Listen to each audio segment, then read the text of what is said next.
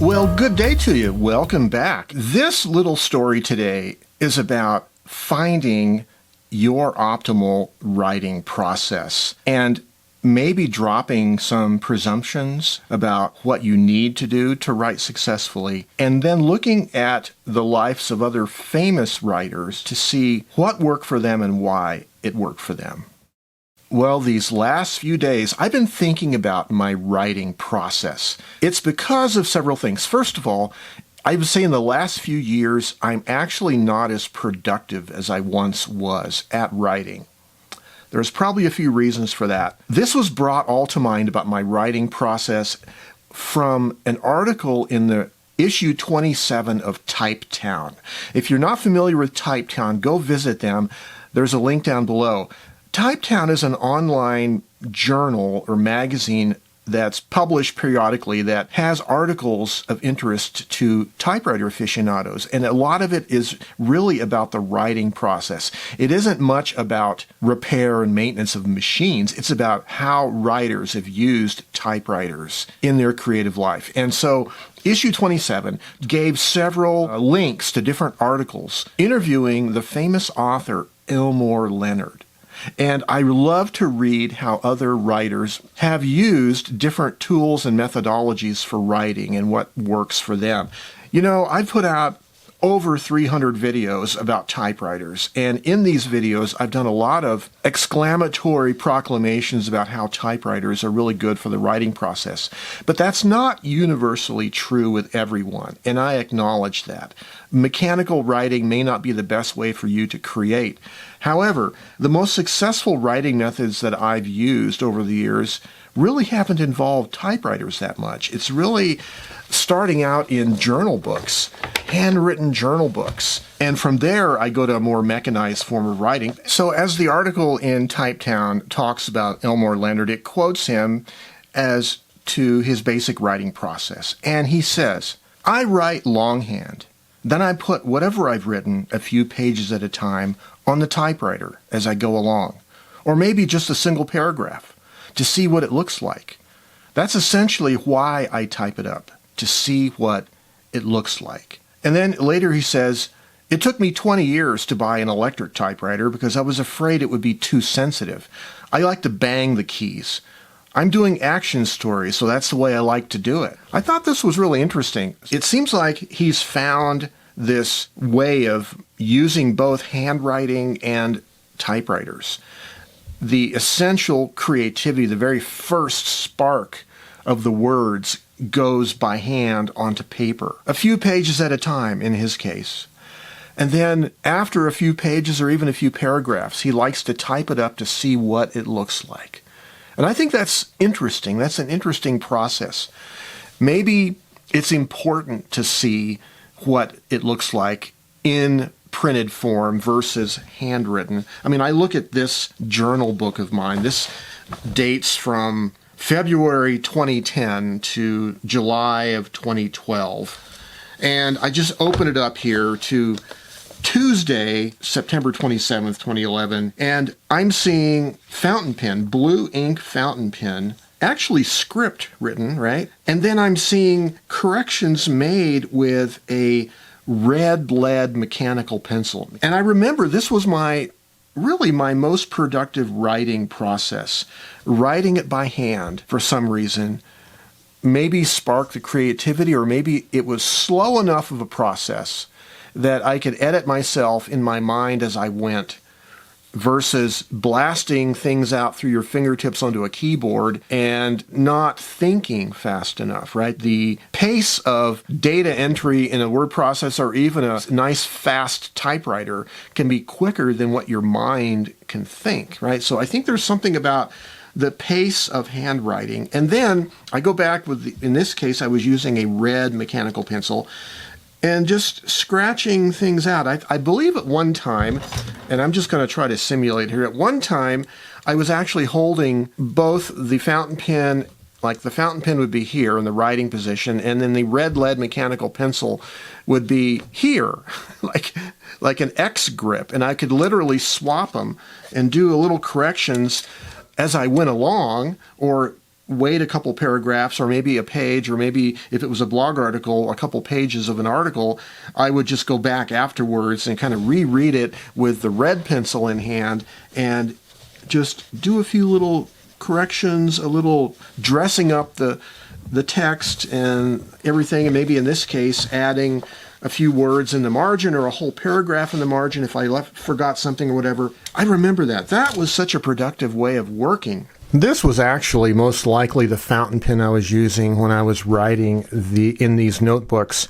This is a Lamy Safari, a very humble starter fountain pen, a steel nib, but a very good pen. I was using converters, and I was using, I believe this is Parker Quink blue-black ink, and I really liked the way it worked. A very functional, easy to use, low-maintenance fountain pen that was just a great worker's pen. This certainly seems like an old friend that I haven't revisited in a long time. It's a Pentel P207 0.7 millimeter lead. I painted the cap red because I'm using red lead in it. This is the pencil I used to do these red line edits in my writing. The second step of the writing process after the initial words are laid down on paper.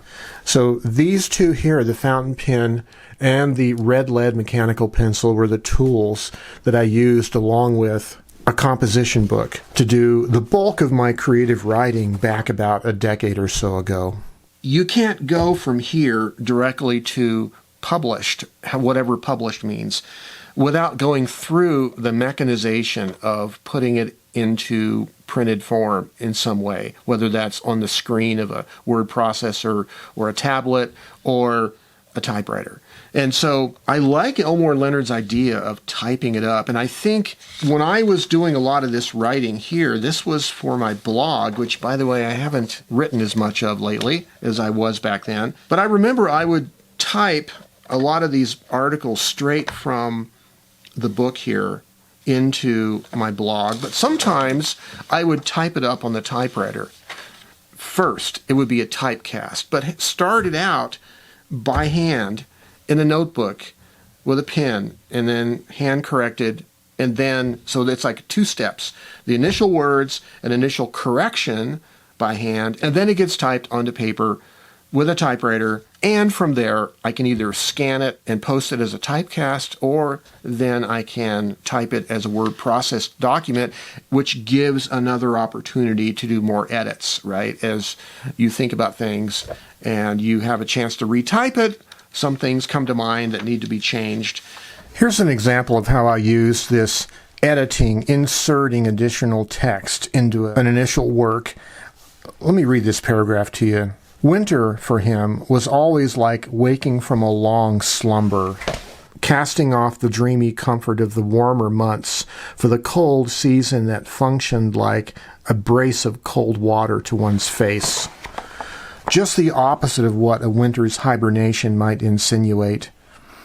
The pigeons were gone, roosting who knows where, replaced by intermittent flocks of black winter crows that would soar overhead in some mysterious reconnaissance known only to them, then alight in the trees of someone's property, cawing and eyeing the surroundings like some bored gang of avian bikers, dark-hearted and subtly menacing. Bill, he didn't like the winter crows, but was equally fascinated by them.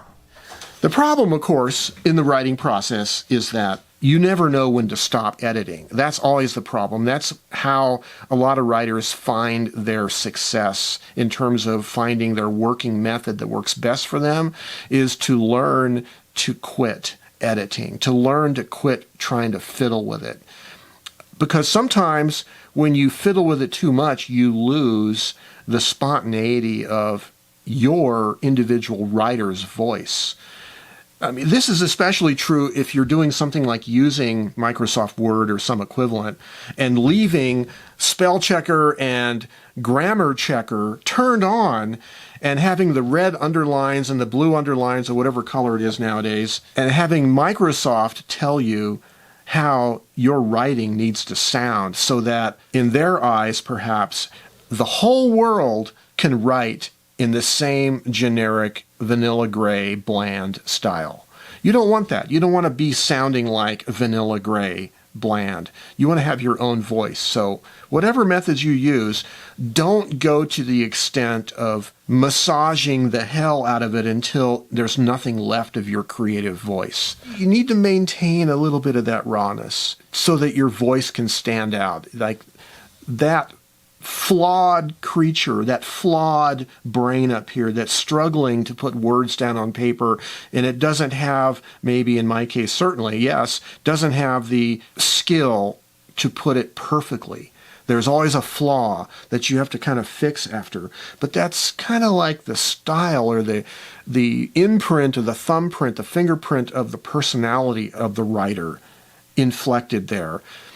You know, I'm thinking of like impressionistic painting, where you see the mechanics of the brushstrokes. If you get up close to an impressionistic painting, there's the mechanics of the brushstroke. Evident right there. You can see every stroke, the way the oil paint takes the shape of the brush, has a little wave at the end of it, a little peak of oil on the end of that wave of a brush stroke. But if you step back and squint a little bit and let the colors and shapes blend in, all of a sudden it becomes something else entirely. It becomes a picture. It's not a series of individual brush strokes, right? I think we need to see the brush strokes of our imperfection of the way we work. We don't want to gloss it all over to look like some perfect thing that was made by an AI. I think the humanness of it has to remain. At least that's my view. So, the writing process, we have to find something that works for us, that helps us to dump the creativity, the words, deep out of our spirit through our brain into some medium like paper, and do so while maintaining our personality intact in that work. And I like the way Elmore Leonard does it. I like his method. His method isn't for everybody. It's not for me necessarily. But I love reading how writers work. And so if you need some creative inspiration, go visit TypeTown's website, look at their back issues, click on those articles, read about other writers, how they fit typewriters and other kinds of manually operated writing tools into their process. So earlier I alluded to my mediocre success as a writer, and really it was mostly done in notebooks by hand. I also did a few stories on the Alpha Smart Neo, but what it resulted in was this book called Loser's Blend. I'll give a link down below. You can buy this from Blurb, right? Self-published. Vanity Press, as they say. It's a series of short stories that take place in a fictional world centered around or inspired by a coffee shop I used to go to. So let me read you the introduction. In the autumn of 2011, I found myself spending inordinate amounts of spare time in and around the environs of the University of New Mexico in Albuquerque.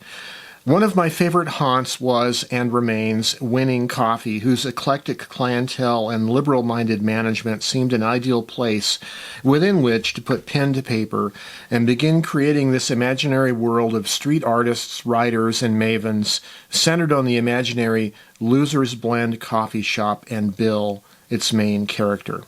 This is just an example of when you find the kind of writing process that inspires you, that gets out of the way and lets you do the work without mediating too much in between and meddling in your creativity. It just enables the flow to happen.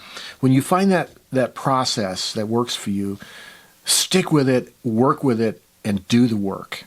And you'll be surprised at what happens. I'm Joe Van Cleve. Stay creative. Do good work. Have yourselves a great day. Bye-bye for now.